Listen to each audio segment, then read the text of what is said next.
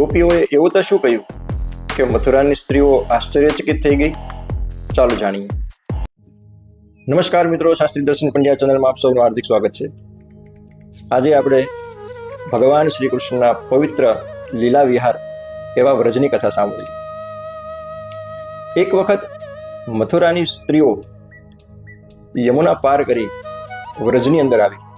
કોઈને ત્યાં પ્રસંગ હશે અથવા કોઈને મળવાનું હશે એટલા માટે એ લોકો વ્રજમાં આવ્યા. આખો દિવસ વ્રજમાં રોકાણા અને સાંજે જ્યારે એ પાછા જવા માટે યમુના કિનારે આવ્યા તો યમુના કિનારે થોડું આવવામાં મોડું થયું, જેના કારણે કોઈ નૌકાવાળા હતા નહીં, કોઈ હોડીવાળા ત્યાં હાજર ન હતા.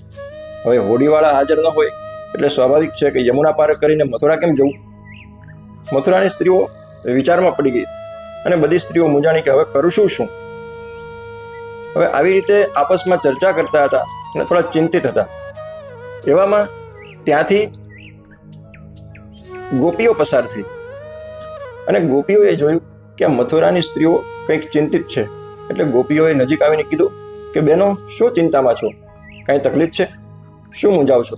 ત્યારે મથુરાની સ્ત્રીઓએ કીધું કે અમે વ્રજમાં આવ્યા હતા, પણ આવ્યા ત્યારે તો અમે નૌકામાં બેસી અને યમુના પાર કરીને આવ્યા, પણ અત્યારે સાંજે ઘરે જવામાં અમારે મોડું થઈ ગયું એટલે નૌકાવાળા કોઈ છે નહીં. તો હવે ચિંતા અમને એ વાતની છે કે હવે અમે યમુના પાર કરીને મથુરા જશું કેમ? આ વાત સાંભળી એટલે ગોપીઓ ખડખડાટ હસવા માંડી. ગોપીઓને હસતી જોઈ એટલે મથુરાની સ્ત્રીઓએ કીધું કે બહેનો, અમે આટલા બધા તકલીફમાં છીએ અને તમે હસો છો? ત્યારે ગોપીઓએ કીધું કે અમે એટલા માટે નથી હસતા કે તમે તકલીફમાં છો, અમે એટલા માટે હસીએ છીએ કે આ તકલીફનું સમાધાન તો બહુ સરળ છે, આમાં ચિંતા કરવા જેવી ક્યાં છે? ત્યારે મથુરાની સ્ત્રીઓએ કીધું કે શું સમાધાન છે, જણાવો. ત્યારે ગોપીઓએ કહ્યું કે તમે એક કામ કરો, યમુનાજીની સામે બે હાથ જોડી આંખ બંધ કરી અને પૂર્ણ શ્રદ્ધાથી મા યમુનાને પ્રાર્થના કરો અને મા યમુનાજીને કહો કે જો શ્રી કૃષ્ણ સંન્યાસી હોય તો હે યમુના મૈયા, અમને મથુરા જવા માટે માર્ગ કરી આપો. હવે આ વાત સાંભળી એટલે મથુરાની સ્ત્રીઓ હસવા લાગી. મથુરાની સ્ત્રીઓએ કીધું કે શ્રી કૃષ્ણ અને સંન્યાસી એ કઈ રીતે બને?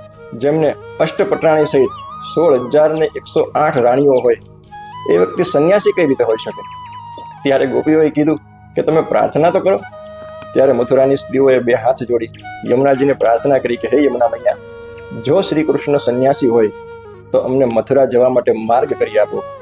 અને જ્યાં આ પ્રાર્થના કરી ત્યાં યમુનાજીના જળ છે એ સ્થિર થઈ ગયા અને યમુના નદીમાં સામે કિનારા સુધી યમુનાજીએ માર્ગ કરી આપ્યો. મથુરાની સ્ત્રીઓ તો આશ્ચર્યચકિત થઈ ગઈ અને યમુના પાર કરી અને મથુરા જતી રહી. આ કથાથી આપણે એવું સમજી શકીએ કે શ્રી કૃષ્ણ ભલે ગમે એવા વૈભવથી જીવન જીવતા હોય, 16,100 રાણીઓના સ્વામી હોય, પણ છતાં શ્રી કૃષ્ણ દેહથી બધાની સાથે છે, પણ આત્માથી ભગવાન શ્રી કૃષ્ણ અલિપ્ત છે. કારણ કે ભગવાનને આનંદ મેળવવા માટે કોઈ બાહ્ય સુખની જરૂર જ નથી, કારણ કે શ્રી કૃષ્ણ સ્વયં આદિનારાયણ પરમાત્મા છે, સચ્ચિદ અને આનંદનું એ પ્રત્યક્ષ સ્વરૂપ છે. માટે બહારના સુખની એને કોઈ જરૂર જ નથી. અને એટલા માટે શ્રી કૃષ્ણ સંન્યાસી છે અને એટલા માટે જ કહેવામાં આવ્યું છે કે કૃષ્ણ ભોગી નથી, પણ શ્રી કૃષ્ણ એક શ્રેષ્ઠ યોગી છે. ભગવાન શંકર યોગીશ્વર છે તો શ્રી કૃષ્ણ યોગેશ્વર છે.